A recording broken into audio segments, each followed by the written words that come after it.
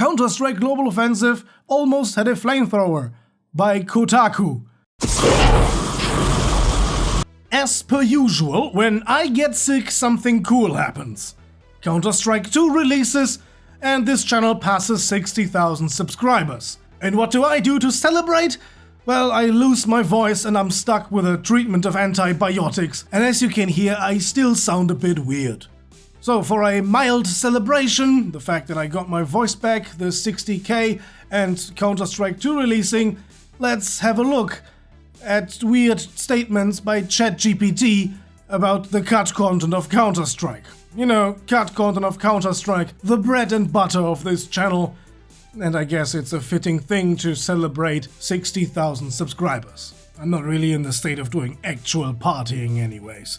I was sent this screenshot. Can you tell me some cut content from Counter-Strike? And I'm going to read the answer for you, and then we're gonna find out how ChatGPT came up with those answers and if there's a kernel of truth in there, and I'm gonna cut out all the time I'm coughing. Alright? Great. Yes, there have been several cut features and content from various versions of Counter-Strike over the years. Here are a few examples. Right, that sounds promising, but we're off to a bad start. Dynamic weather.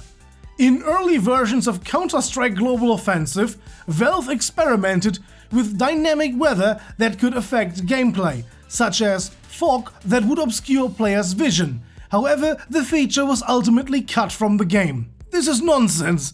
However, there is the kernel of truth in there hidden. There are workshop maps that changed the weather, and I've made a video about that a few years ago. Check the upper right corner. This was a cool concept, but yeah, really not useful for Counter-Strike. Point 2. Riot Shield. In early versions of Counter-Strike Global Offensive, a Riot Shield was included as a new piece of equipment that players could use to protect themselves. However, the shield was ultimately removed due to balancing issues. Yeah and no. Well, it was not in Counter-Strike Global Offensive originally. It briefly appeared in the Counter-Strike Source Beta, and we all know it from Counter-Strike 1.6, where it was implemented and later not continued in other versions of Counter-Strike because, yeah, the balancing was off. People really hated it, others loved it, others indifferent, but the general consensus was the shield made it a bit unbalanced.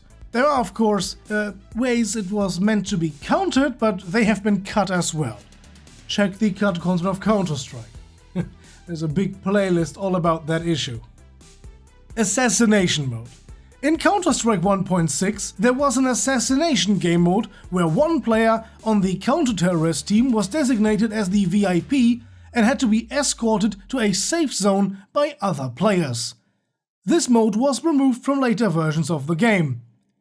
Wow, this is true. I mean, it was still playable in Counter-Strike Condition Zero, as it's essentially the same game, but yeah, score 1 for ChatGPT. Well, 1 out of 3 so far, let's see how the others go. Oh boy, number 4 is a doozy. Flamethrower. In early versions of Counter-Strike Global Offensive, a flamethrower was included as a new weapon. However, it was later removed due to negative feedback from players. Holy shit, yeah, I guess. I suppose players would have given it negative feedback. The game would have become slightly unbalanced if someone had a flamethrower.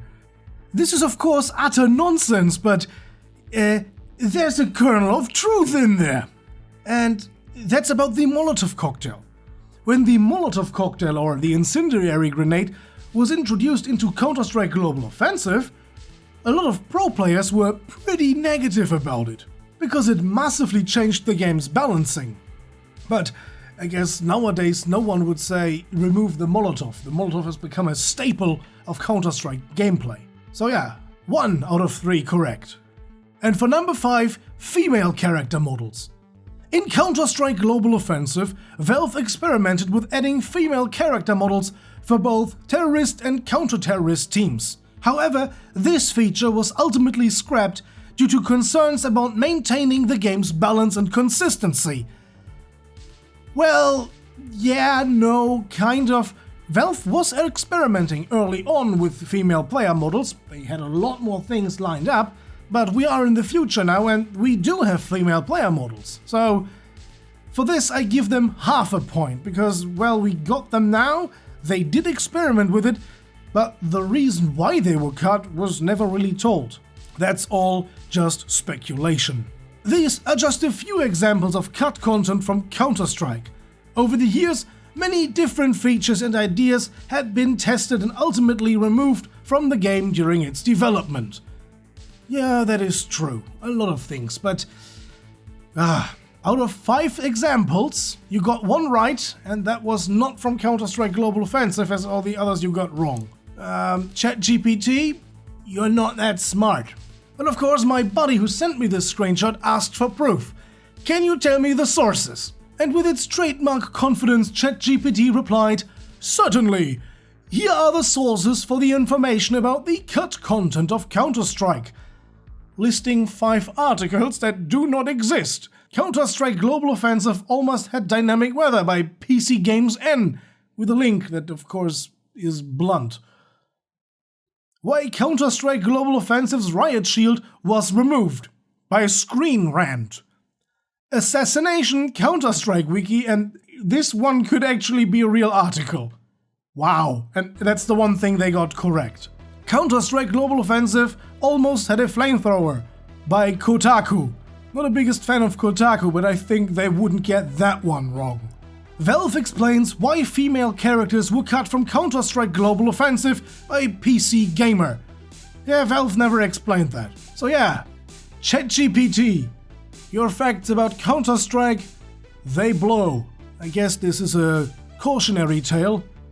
Using ChatGPT for your answers, not necessarily the greatest idea. In the end, ChatGPT is a fancy Google search that, well, smashes a lot of rocks together, and sometimes they, bunch of monkeys in a room and suddenly Shakespeare or something like that. Although the Kotaku article isn't real, no, there was never a flamethrower, it's still worth visiting because it redirects you to an article about the, well, best or worst Harry Potter fanfiction, My Immortal. If you haven't seen the Internet Historian's video about it, check it out. It's, yeah, it's good. It's pretty good. No, please! We begged sadly, but he took out his knife. Yeah, it's the Counter-Strike knife! Threw in on the broomstick. He had long black hair and a long black beard. He was wearing a black robe that said Avril Lavigne on the back. He shot at a spell, and Voldemort ran away. Anyway, I'm gonna go back to bed. I think I still need a little bit of rest to cure this. Irregardless of my broken voice, I hope you had fun today. And if you did, you know what I would like you to do. Give this video a like, subscribe for future content, and if you absolutely love what we do, why not consider supporting us on Patreon, as our supporters there got to see this video well before anyone else. Our wonderful supporters are Lone Wolf, Zach Gladys, Wrapped in Glass, Cookie, AX98, Thito, Rival556, Plasma, Tom, Rainbow Flash, Grizzly Bear, Strange Module, Cop Fighter, Inter, Charles Surratt, Sir K, Ram Gilama, Whiskey, Christoph, MTD, Leggy Boy, Daniel, Fralem, Crony XS, Theovio, iMentrix, Armon, Oziloco, Rolling Rock, Sidonai, and welcoming Bobcat Racer. A heartfelt thank you for your support. To them and everyone else, thanks for watching. So, see you guys next time. Until then, have a nice day, and as always, goodbye and guten Tag.